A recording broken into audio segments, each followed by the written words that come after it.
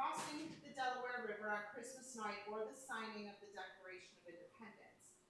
History has traditionally celebrated great military leaders and statesmen, yet history is rarely made by one group alone. Behind every army were people who fed it, clothed it, encouraged it, and kept families and communities functioning while the men were away. The American Revolution depended upon women just as surely as it depended upon soldiers. Some women became famous, most did not. This evening I'd like to share the stories of women whose courage, intelligence, perseverance, and sacrifice helped shape our nation's founding. As First Lady Barbara Bush once observed, the story of women is the story of America. Although she was speaking 2 centuries later, those words perfectly describe the revolutionary generation. To appreciate these women, we must first understand the world in which they lived. In the 1770s, women could not vote. They could not hold public office. Married women generally could not own property independently. Their education was often limited, and society expected them to remain within the home. Yet, when revolution came, those expectations changed almost overnight. With husbands and sons away fighting, women suddenly became farmers, merchants, bookkeepers, blacksmiths, nurses, manufacturers, and political voices. The revolution created opportunities and enormous hardships that few women had ever experienced. Historian Linda Kerber wrote, "The Revolutionary War transformed women's responsibilities even before it transformed their legal rights." That transformation is the story we're going to explore tonight. We're going to start with Martha Washington, the mother of the Army. Martha Washington is often overshadowed by her famous husband, yet General Washington himself depended upon her strength, and every winter Martha traveled hundreds of miles over rough roads to join him in military camp. Imagine leaving the comfortable plantation home to spend months in primitive log cabins surrounded by sick and hungry soldiers. At Valley Forge during the terrible winter of 77-78, nearly 2,000 soldiers died from disease, exposure, and malnutrition. Martha organized sewing circles. She visited hospitals. She comforted widows.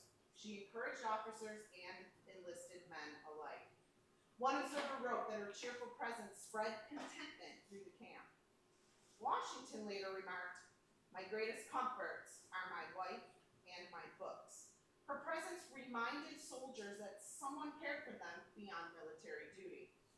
She became known affectionately as Lady Washington. Next, we have Abigail Adams. No discussion of Revolutionary woman would be complete without Abigail Adams. While John Adams attended the Continental Congress in Philadelphia, Abigail managed everything at home. She supervised the farm, raised 4 surviving children, handled finances, collected rents, made business decisions, and wrote hundreds of remarkable letters. Their correspondence remains one of the greatest collections of personal letters in American history. Abigail did not write the Declaration of Independence, but she had a meaningful, indirect influence on the revolutionary ideas and leaders who shaped it. Her influence came through this extensive correspondence with her husband, John Adams, one of the Declaration's strongest advocates in the Continental Congress. On March 31st, 1776, while Congress was debating independence, Abigail wrote to John from Massachusetts. Said this, "In the new code of laws, which I suppose it will be necessary for you to make, I desire you would remember the ladies and be more generous and favorable to them than your ancestors." This letter is one of the most famous political statements by a woman in the Revolutionary era, and Abigail argued that a government founded on liberty should not ignore the rights of women. She also warned that women would not remain content under laws created entirely by men. John Adams jokingly dismissed her request by replying humorously, but dismissively saying, "As to your extraordinary code of laws, I cannot but laugh." He feared that granting greater rights to women would encourage demands from other groups as well. His response illustrates the limits of revolutionary reform. So, the Declaration, adopted on July 4th, 1776, proclaimed that all men are created equal. Abigail challenged the narrow application of that principle. She recognized the tension between revolutionary rhetoric and social reality.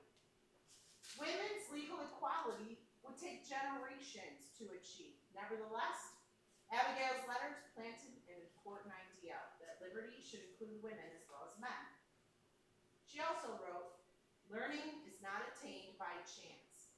It must be sought for with ardor and intended to with diligence." Those words continue to inspire many students today. So Abigail's influence can be seen in three ways. Number one, she influenced her husband, John Adams. He was deeply involved in the push for independence, and Abigail's letters provided political advice, criticism, and encouragement. Historians often describe her as John Adams' closest political confidant. Although John did not adopt her proposals for women's rights, he took her opinions seriously and discussed major political questions with her. Two, she expanded revolutionary ideals. She argued that liberty should be universal in principle, not limited to male property holders.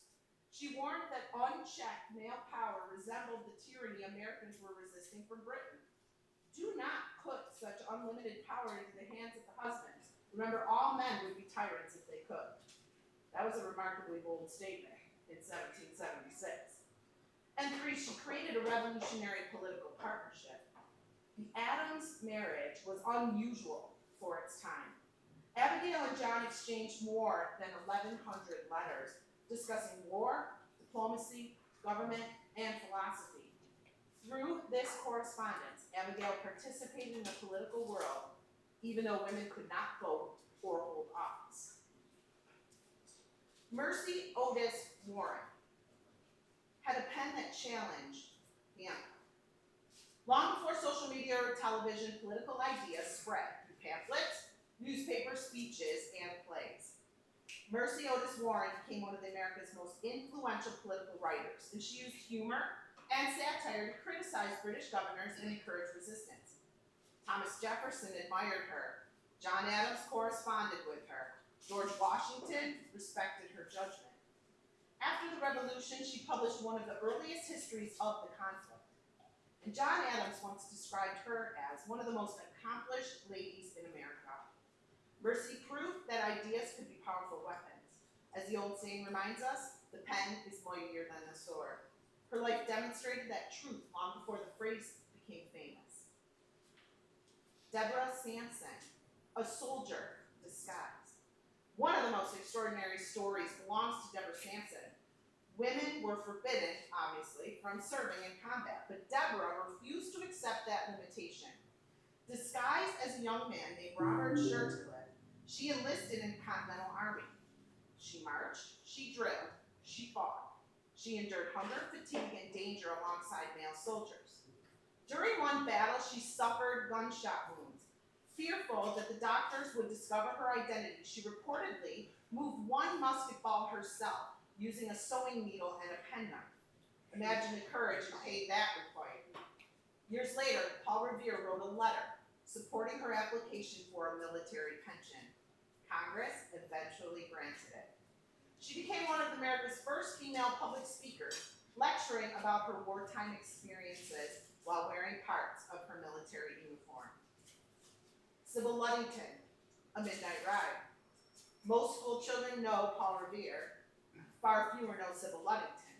Only 16 years old, she rode approximately 40 miles through rain and darkness, warning local militia that British troops were advancing. She rode over rough roads, she crossed streams, she faced the possibility of British patrols.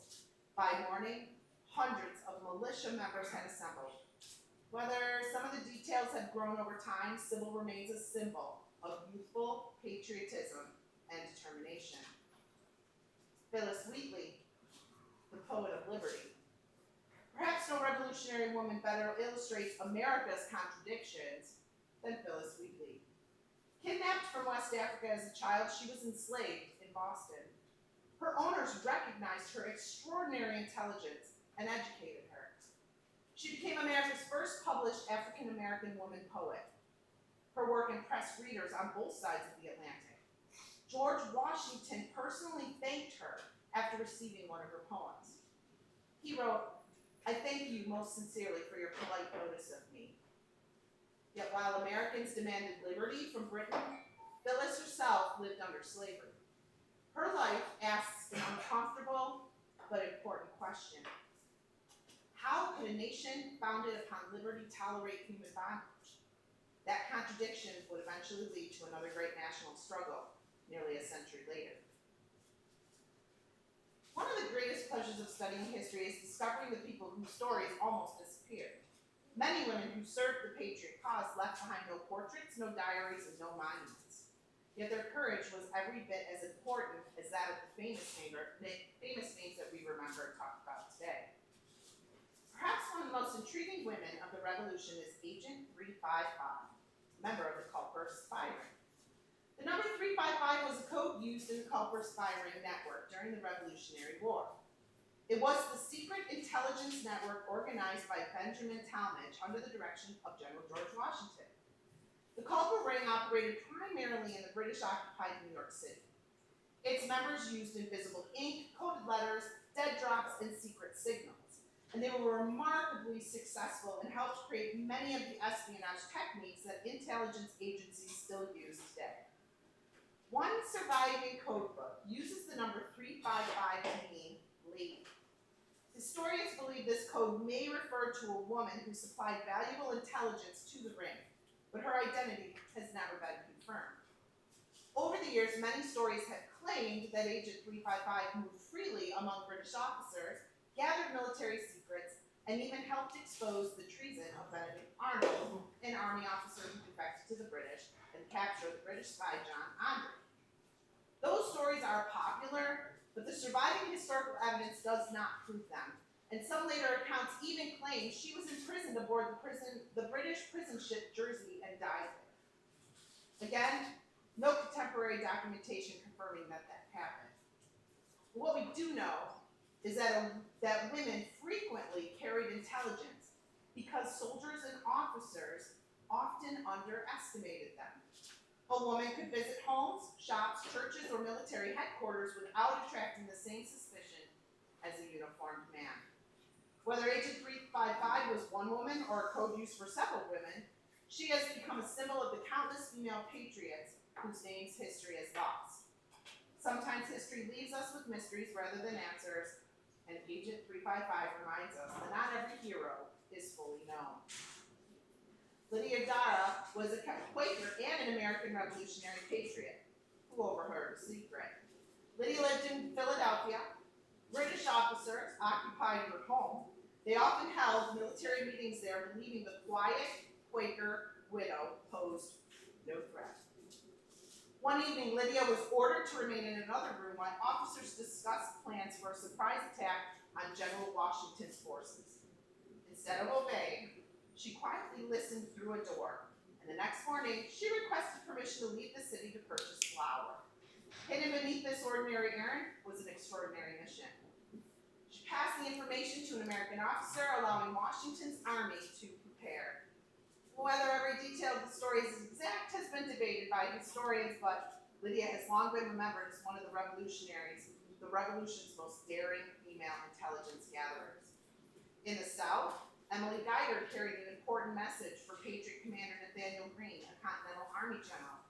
She was stopped by British troops. Fearing that they would discover the written message hidden on her person, Emily calmly removed it, tore it into small pieces, and ate it. Imagine the composure that required. When soldiers found nothing, they released her.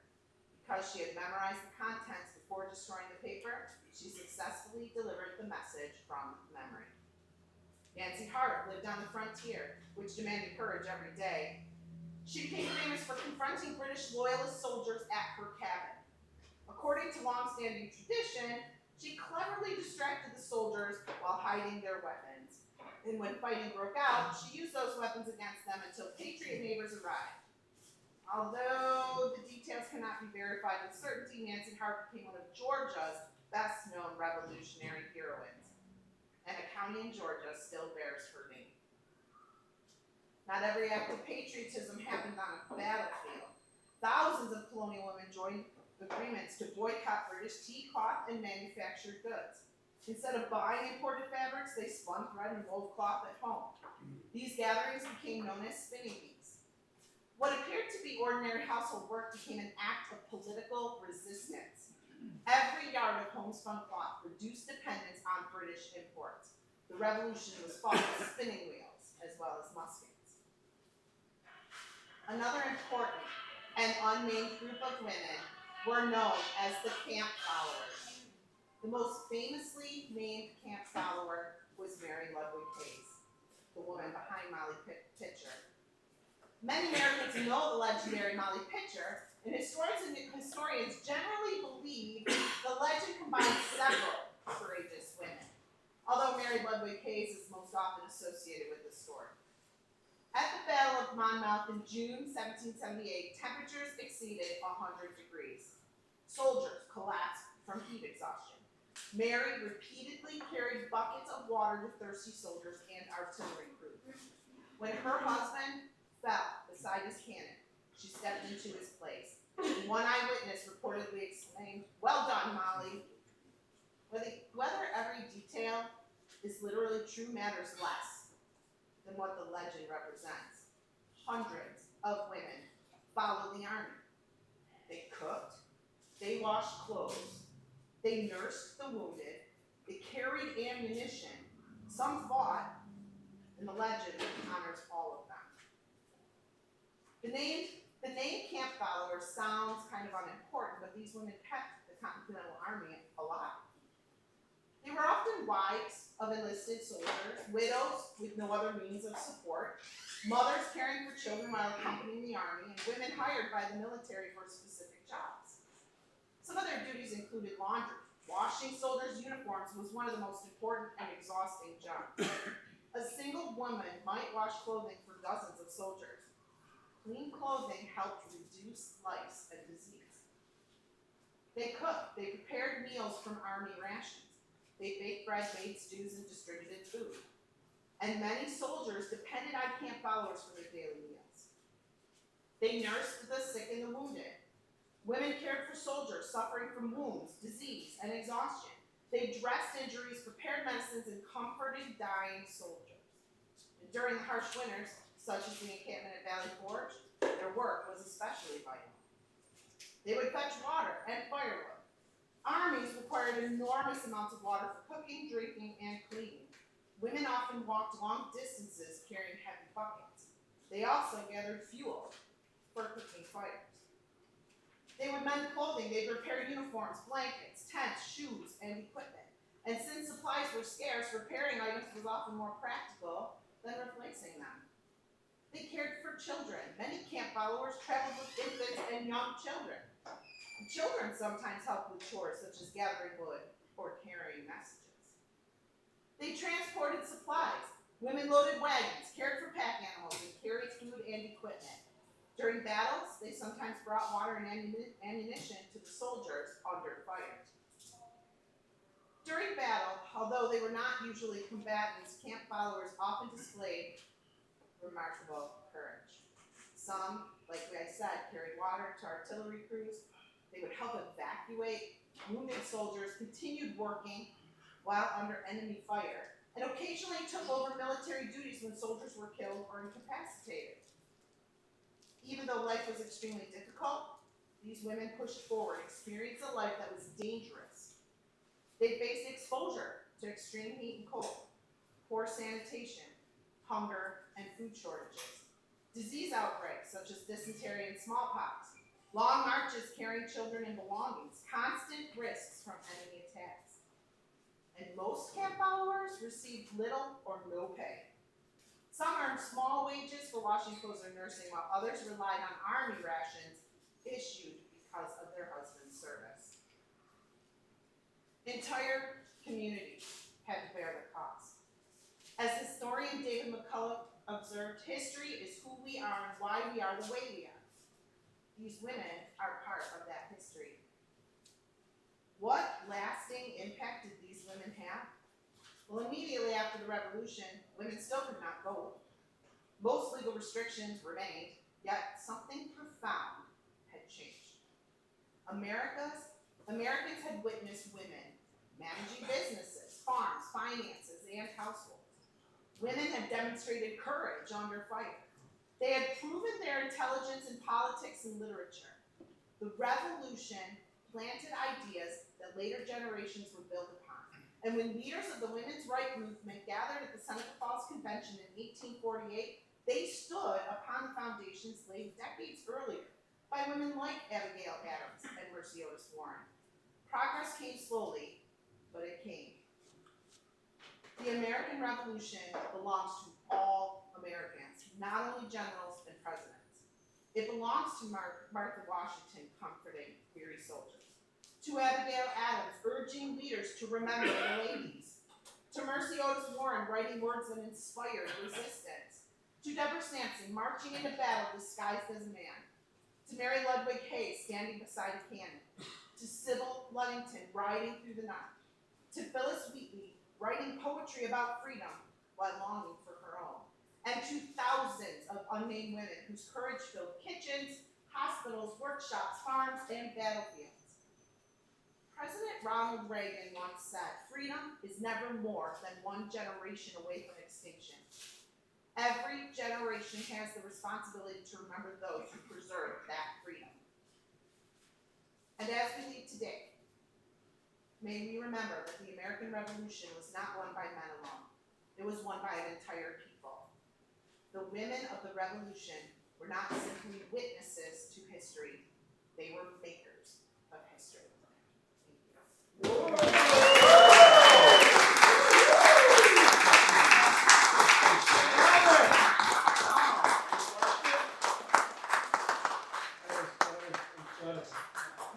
Any questions? So the John Adams and Abigail Adams letters, I mean, are they published? I don't know if they're published. Are they published? I think they're in the Library of Congress, yeah. They are, Are they? That would make interesting reading. Yeah. yeah, there's a whole section about those letters plus other letters. You could spend a week in the Library of Congress and not get through everything. Wow. So in 1776, obviously, women did not have the right to vote. And that didn't happen for another 100 and almost 50 years. Even in 1870, African Americans got that right. When Abigail, did she ever talk about the right to vote, or was that just not? Was that so far-fetched? Not that I see. I think that she was just a woman in the right place at the right time with the right husband that had the right influence and who had a very good relationship with him. Because that's mostly what I've read is that their relationship was very different from a lot of other couples. It was more of a collab than it was male, husband, wife. Yeah. Was inferior. And he really did admire her for her political standings and things that she did tell him. But he knew that was just going to be impossible to break. That seems preposterous, okay? I think the other thing that she brought was just the idea that women couldn't own it. Right. You know, if their husband passed away, Right. their property to their husband's male relative. Did women have the right to vote in Britain at that time? No. Well, I was fascinated how you were talking about all the women, even African American women and whatever. Because a lot of people don't realize what women had to go through during that time. You know, every time, and now when you watch TV and stuff, when they talk about history, they really don't go to depth about what Right. women went through. Right. How they were somehow the backbone of their husband or the confidant of Right. people that it was really amazing. Because your husband was either gone and you had to take care of what was at home, which meant if he was a merchant, you had to take care of that. he had a farm, you had to take care of that, or you're going with him and dealing with all of that. So, and yeah, no complaining, no, you know, you don't read anything about them complaining about that at all. They just stepped up because they had to do it. Just like everybody had to step up. And think Yeah. about Phyllis Wheatley. Yeah, Okay, Phyllis Wheatley was 8 or 9 years old, and she was stolen stolen from what? Yes, from Africa, West Africa. Senegal, Yep. something like that, brought over and purchased, I assume, Yep. by the Wheatley family. She kept the Wheatley name. Right, They actually made sure she had the best education. yes, they did. They noticed something in her, yes. And then freed her in 73 Yeah. or 4, something like that. They Just freed her fascinating. before the revolution? Yeah, Mhm. yeah, and she died young, penniless, believe it or not. I have a question way back there. No, some of the gals take in kids from Patriots that died, Yeah. got killed or whatever, like that. Mhm. I read You just- Abigail Adams took in 4. I don't know about her for sure, but it might have been. Yes, but yes. They just stepped up and did what they have to do. Interesting point. I recently was at the gravesite of Deborah Sampson Oh, and Sybil Ludington, and there's a huge placard, and the city holds a big thing for her every year. But it's actually, she followed her husband into battle, and he died. So she was so pissed off that she cut off all her hair and went in as a And boy, waited. and she dressed up as a man for the rest, and she made it through the whole thing. But yeah, it was very interesting. and I think it's remarkable. I can, in Western New York, I can go to my 6th great grandfather's grave, and he was Revolutionary War, in the Revolutionary War, and his stone is immaculate. What the organizations in this area have done for those stones are incredible. And I'm always like, who does this? Like, who does this? How do they know? My father and I just went and visited all the grave sites of our family.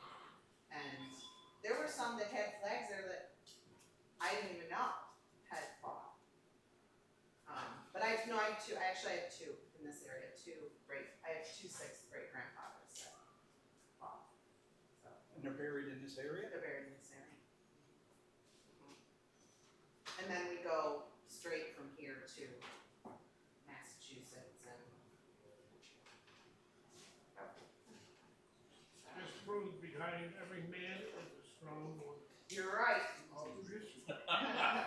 She tells me. Don't let Mark forget that. What's more couples? My wife reminds me almost every other day. Well, that was fascinating. Incredible courage by these women. Thank you. Thank you. All right. Fantastic, thank